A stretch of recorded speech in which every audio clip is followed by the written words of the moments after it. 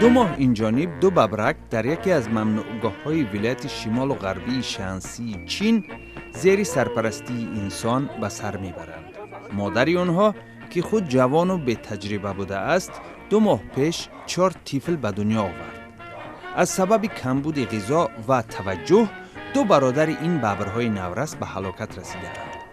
مادر 2 ببر باقی مانده را به حال خود گذاشته به نام و نشان شده است.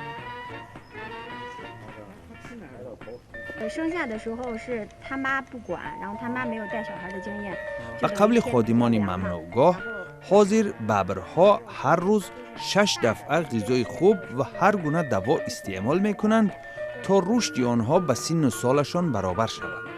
مربیان می‌افزایند وقتی ببرها 6 ماهه شدند به آنها طرز زندگی درنده را تعلیم خواهند داد تا آنها به مشکلی روز خود را گذرانند.